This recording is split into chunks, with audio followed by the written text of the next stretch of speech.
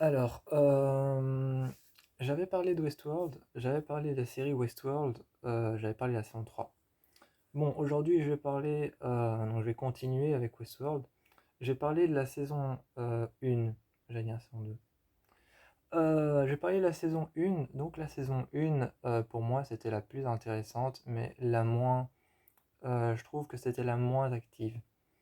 C'était la moins active de la série parce que les épisodes duraient moins longtemps et je pense qu'il y en avait plus. Parce qu'à la base, j'ai fait le calcul. J'ai fait le calcul, à la base, je crois qu'il y a deux saisons.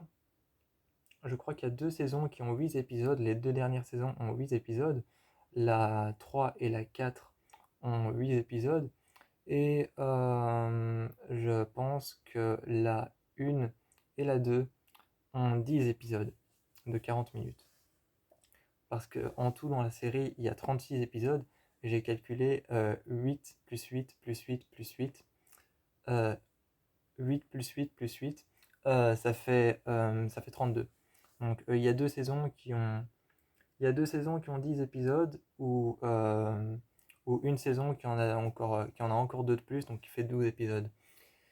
Euh, Bref, dans la saison 1, on suit Dolores, on suit le début de Dolores, on suit sa création, on suit comment elle a été conçue, comment est-ce qu'on s'est occupé d'elle, toutes les mises à jour qu'on a dû faire avec Dolores. Le problème de la saison 1, donc ce qui se passe dans la saison 1, c'est qu'à un moment, Dolores décide de ne plus obéir aux ordres de l'histoire qu'on lui a écrite. Elle décide de ne plus obéir aux ordres du parc d'attractions et de ne plus obéir à l'histoire qu'on lui a construite, qu'on a écrite pour elle, une histoire qu'elle est censée suivre jusqu'au bout, jusqu'à son achèvement final. Mais elle décide de faire autrement et d'écrire sa propre histoire et de faire en sorte que les gens qui l'entourent dans l'histoire qu'on a écrite pour elle soient les propres personnes de son histoire à elle. Donc elle se sert de sa propre histoire qui a été écrite pour elle pour la reconstruire, la remodeler à sa façon. Et, euh, et il y a toute une enquête autour de ça menée pour essayer de réparer Dolores, mais Dolores prend la fuite avec des personnes, avec une équipe de cow-boys, avec une équipe de mercenaires, avec des personnes qui partent loin. Dolores prend la fuite et essaye de ne pas être retrouvée par les créateurs du parc. Donc Dolores essaye de ne pas être retrouvée par les créateurs du parc et prend la fuite avec certaines personnes, avec certaines personnes qu'elle connaît du fil de son histoire. Notamment des personnes qui, je pense, faisaient partie intégrante de l'histoire de son père. Parce que Dolores, au début de la série Westworld, vivait avec son père dans une petite ferme, et son père était souffrant et ne bougeait plus, il était assis sur une chaise, il ne savait plus parler, il ne faisait plus rien, la seule chose qu'il pouvait faire c'était voir, regarder, respirer. Mais sinon, il ne faisait plus rien. Et son histoire, c'est qu'il avait vécu avec des cow-boys autrefois malfrats, et donc Dolores décide de les joindre, de les contacter et de s'en aller pour essayer de fuir le parc d'attractions. Et il y a toute une histoire qui va tourner autour du parc. On va essayer de remettre Dolores dans sa boucle, mais à chaque fois, elle va essayer de partir loin et elle va se rappeler de certaines choses parce que la première saison s'appelle Le Labyrinthe. La troisième, je l'ai dit à la fin de la série. La troisième, je l'ai dit à la fin de la saison, elle s'appelle The New World, donc le Nouveau Monde. La première s'appelle Le Labyrinthe et donc en fait, il y a tout un énigme autour de ce labyrinthe qu'il faut essayer de trouver. Et le monde de la première saison est un peu labyrinthique. Il faut essayer de trouver, et c'est surtout autour de Dolores que ça tourne, parce elle est dans une boucle qui a été écrite pour elle, mais elle en sort constamment parce qu'elle fait exprès d'en sortir. Et elle veut échapper à cette boucle qui a été écrite pour elle, parce qu'elle comprend finalement que ça se répète tout le temps et elle veut en échapper. Et on essaye chaque fois de la ramener. On essaye chaque fois de la ramener dans les sous-sols, là où on écrit les boucles et là où on commande les gestes, la gestuelle et là où on écrit les caractères des personnes. Donc en gros, là où on invente les autres, il ramène Dolores à chaque fois ici. Et ce que Dolores veut faire pour échapper à sa boucle, dans la saison 1, c'est détruire cet endroit. Donc, comme c'est la saison 1, je m'en rappelle plus très bien, parce que je vous avoue, j'ai regardé la saison 1, j'ai arrêté à la saison 2, parce que la saison 2 me plaisait pas, puis j'ai recommencé à la saison 3. Mais pendant un temps, j'ai arrêté. Et j'ai fait ça avec beaucoup de séries, arrêter pendant un temps et reprendre après. Mais un moment, on voit Dolores qui descend avec plein d'autres.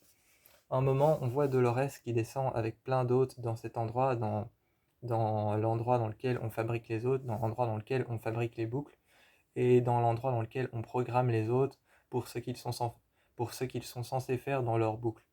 Et elle descend, elle libère les autres qui ne sont pas encore programmés entièrement, et elle les reprogramme elle-même. Elle reprogramme elle-même les autres qui y a en bas pour les écrire de manière à ce qu'ils jouent un rôle dans son histoire à elle. Elle détruit, elle essaye en tout cas, elle essaye de détruire tout l'endroit et de détruire l'endroit dans lequel on écrit les boucles. Elle libère certains autres qu'elle va garder pour son histoire qu'elle s'écrit elle-même. Et à un moment, elle va tomber sur des autres qu'elle va vouloir libérer, des autres qui sont frigorifiés, qui sont mis dans des frigos en métal. Elle va les prendre, les mettre sur la table, mais quand elle va les décongeler et essayer de les programmer, elle va se rendre compte que ces autres, elle les connaît. Elle les connaît, elle sait qui ils sont. Et là, Dolores, qui veut sortir de sa boucle, qui veut rentrer dans sa zone de confort et sortir de sa boucle, va avoir une prise de conscience et se demander si elle les libère, si elle les laisse là, ou si elle laisse le temps aux humains de les refaire remonter à la surface dans le parc. Et donc, on tourne vraiment autour de cette quête de Dolores qui essaye de sortir de sa boucle et les humains qui la font re-rentrer à chaque fois. Donc la saison 1, la saison 1 pour moi, elle était assez plate parce qu'en fait, ça tournait vraiment autour de cette boucle et ça tournait vraiment autour des humains qui faisaient rentrer Dolores dans cette boucle et elle qui voulait en sortir. Ça tournait vraiment autour de ça, de ce schéma-là avec la boucle de Dolores, elle qui voulait en sortir, et les humains qui la faisaient rentrer. Et elle qui trouvait l'endroit et qui essayait de l'éliminer, mais à chaque fois elle avait une prise de conscience parce que certains autres qu'elle connaissait qui sont morts revenaient à la vie en bas. Et donc comme elle les a vus, elle revenait encore en haut, et c'était de nouveau le même schéma qui recommençait depuis le début. Donc la saison 1, j'avoue que c'était pas trop ma préférée, même s'il y avait ce grand acteur Anthony Hopkins qui est l'un des plus grands acteurs au monde pour moi. Je voue un culte à Anthony Hopkins. C'est un réalisateur génial. C'est un acteur et un réalisateur génial. Vraiment. Parce que c'est quand même lui qui a joué le rôle de Hannibal Lecter dans Hannibal, l'un des plus grands films cultes avec Shining, avec Projet Blair Witch et avec Le Cercle. C'est l'un des plus grands films cultes, donc c'est quand même Anthony Hopkins. Donc voilà, donc la saison 1, elle est plutôt plate pour moi, mais ce schéma n'est pas des plus déplaisants, je vous encourage à aller voir la saison 1. Et je vous fais plein de bisous.